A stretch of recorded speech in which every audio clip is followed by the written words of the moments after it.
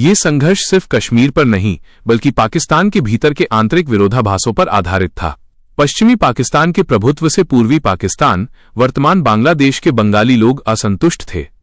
भाषाई, सांस्कृतिक और राजनीतिक अधिकारों की मांग को लेकर मुक्ति वाहिनी आंदोलन शुरू हुआ। पाकिस्तानी सेना द्वारा पूर्वी पाकिस्तान में किए गए दमन और मानवाधिकारों के हनन ने लाखों शरणार्थियों को भारत में धकेल दिया। भारत ने मानवीय और रणनीतिक कारणों से पूर्वी पाकिस्तान की मदद की। दिसंबर 1971 में एक पूर्ण युद्ध छिड़ गया जिसमें भारतीय सेना ने निर्णायक जीत हासिल की। पाकिस्तानी सेना के लगभग 93,000 सैनिकों ने आत्मसमर्पण किया।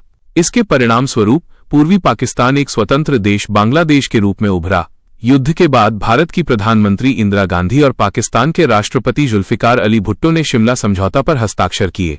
इस समझौते में दोनों देशों ने यह तय किया कि वे कश्मीर सहित सभी मुद्दों को द्विपक्षीय बातचीत के माध्यम से सुलझाएंगे और बल प्रयोग से बचेंगे। इस समझौते ने नियंत्रण रेखा लाइन ऑफ कंट्रोल -LOC को दोनों देशों के बीच वास्तविक सीमा के रूप में मान्यता दी। 1980 के दशक से संबंधों में एक नया और घातक आयाम जुड़ गया, सीमा पार आतंकवाद और परमाणु हथियारों का विकास। 1980 के दशक के उत्तरार्ध में पाकिस्तान ने कथित तौर पर कश्मीर में उग्रवाद और आतंकवाद को बढ़ावा देना शुरू कर दिया।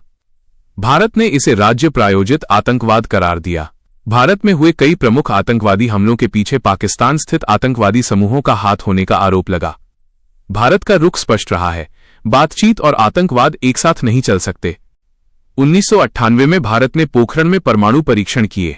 कुछ ही हफ्तों बाद पाकिस्तान ने भी अपने परमाणु परीक्षण किए और इस तरह दक्षिण एशिया एक परमाणु शक्ति संपन्न क्षेत्र बन गया। परमाणु हथियारों की उपस्थिति ने दोनों देशों के बीच बड़े पैमाने पर पारंपरिक युद्ध की संभावना को कम कर दिया, लेकिन छोटे संघर्षों और तनावों के बढ़ने के जोखिम को भी बढ़ाया। परमाणु परीक्षण के 1 साल बाद पाकिस्तान की सेना के जवानों ने नियंत्रण रेखा पार करके भारत के कारगिल क्षेत्र में घुसपैठ की। भारत ने ऑपरेशन विजय चलाकर इन घुसपैठियों को खदेड़ा। यह संघर्ष परमाणु हथियारों से लैस दो देशों के बीच पहला सीधा टकराव था, जिसने अंतर्राष्ट्रीय समुदाय को भी चिंतित कर दिया था। तनाव के बीच भारतीय प्रधानमंत्री अटल बिहारी वाजपेयी की बस यात्रा और पाकिस्तानी प्रधानमंत्री नवाज शरीफ के साथ हुई लाहौर घोषणा 1999 ने द्विपक्षीय संबंधों को सामान्य बनाने की कोशिश की। हालांकि बाद में आगरा शिखर वार्ता 2001 विफल हो गई। नई सदी में प्रवेश के साथ भारत और पाकिस्तान के संबंध एक दुष्चक्र में फंस गए हैं। बातचीत शुरू होती है, कोई आतंकवादी घटना होती है, बातचीत रुक जाती है। नवंबर 2008 में मुंबई में हुए भयावह आतंकवादी हमलों ने संबंधों को सबसे निचले स्तर पर ला दिया। इस हमले की योजना पाकिस्तान स्थित आतंकवादी संगठन लश्कर-ए-तैयबा ने बनाई थी। भारत ने पाकिस्तान से इस हमले के साजिशकर्ताओं पर कार्रवाई करने की मांग की, जिसने भारत-पाक शांति प्रक्रिया को कई वर्षों के लिए रोक दिया। राजनीतिक तनाव के बावजूद कुछ स्तरों पर संपर्क बना रहा। समझौता एक्सप्रेस और थार एक्सप्रेस जैसी ट्रेन सेवाएं शुरू हुईं। करतारपुर कॉरिडोर 2019 का खुलना, जो भारत के सिख तीर्थयात्रियों को गुरुद्वारे तक पहुंचने की अनुमति देता है, एक दुर्लभ सकारात्मक कदम था। पिछले 1 दशक में नियंत्रण रेखा पर तनाव बढ़ता गया। उरी हमला 2016 के जवाब में भारत ने पहली बार सर्जिकल स्ट्राइक करने की घोषणा की। पुलवामा हमला 2019 के बाद भारत ने पाकिस्तान के बालाकोट में आतंकवादी शिविरों पर हवाई हमले एयर स्ट्राइक किए।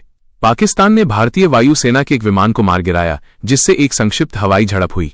इन घटनाओं ने यह स्पष्ट कर दिया कि भारत अब सीमा पार आतंकवाद के प्रति अपनी प्रतिक्रिया को केवल कूटनीतिक बयानों तक सीमित नहीं रखेगा, बल्कि सैन्य विकल्प का भी उपयोग कर सकता है। अगस्त 2019 में भारत सरकार ने संविधान के अनुच्छेद 370 को हटाकर जम्मू और कश्मीर की विशेष स्थिति को समाप्त कर दिया और राज्य को 2 केंद्र शासित प्रदेशों में विभाजित कर दिया। भारत ने इसे अपना आंतरिक मामला बताया। पाकिस्तान ने इस कदम का कड़ा विरोध किया और भारत के साथ अपने राजनयिक संबंधों को सीमित कर दिया। इस घटना ने द्विपक्षीय संबंधों को लगभग पूरी तरह से रोक दिया। दोनों देश कश्मीर मुद्दे को अंतर्राष्ट्रीय मंच पर उठाने का प्रयास करते रहे हैं। भारत का रुख स्पष्ट है कि कश्मीर एक द्विपक्षीय मुद्दा है, जिसे शिमला समझौते के तहत सुलझाया जाना चाहिए। भारत पाकिस्तान संबंधों में चुनौतियां विशाल हैं, लेकिन शांति की आकांक्षा भी कभी खत्म नहीं हुई है। प्रमुख चुनौतियां आतंकवाद, आर्थिक विषमता और आंतरिक राजनीतिक अस्थिरता हैं। जब तक पाकिस्तान की धरती से आतंकवादी समूह भारत को निशाना बनाते रहेंगे, तब तक किसी भी सार्थक बातचीत की संभावना कम है। मजबूत व्यापारिक संबंध तनाव को कम करने में एक महत्वपूर्ण भूमिका निभा सकते हैं, लेकिन दोनों देशों के बीच व्यापार लगभग न के बराबर है। सिंधु जल संधि के बावजूद नदियों के पानी के बंटवारे को लेकर तनाव भविष्य में एक बड़ा मुद्दा बन सकता है। शांति के लिए छोटे कदम महत्वपूर्ण हैं। 2021 में दोनों देशों की सेनाओं ने नियंत्रण रेखा पर युद्ध विराम समझौते का पालन करने पर सहमति जताई, जो बैक चैनल वार्ताओं का परिणाम माना जाता है। इस तरह के प्रयास जारी रहने चाहिए।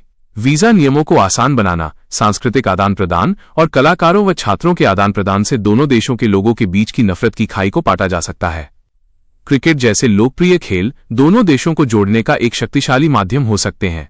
कुछ विशेषज्ञों का मानना है कि परमाणु हथियारों की उपस्थिति और वैश्विक आर्थिक दबाव दोनों देशों को अंततः एक स्थायी शांति की ओर ले जाने के लिए मजबूर करेंगे। एक स्थिर, समृद्ध दक्षिण एशिया ही दोनों देशों के हित में है। यदि दोनों देश कश्मीर को एक प्रबंधन योग्य मुद्दे के रूप में स्वीकार कर लें और सीमा पार आतंकवाद को निर्णायक रूप से समाप्त कर दें, तो सहयोग के नए द्वार खुल सकते हैं।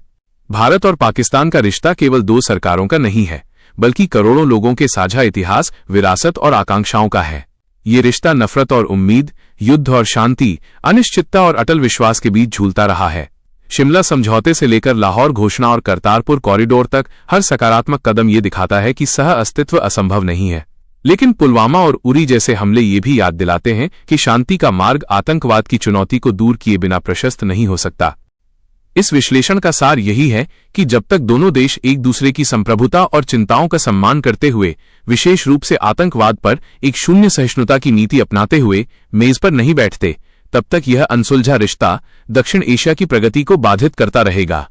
दोनों देशों के नेताओं को इतिहास को एक बाधा नहीं बल्कि एक शिक्षक मानना होगा, ताकि भविष्य की पीढ़ियों को शांति और समृद्धि का उपहार मिल सके।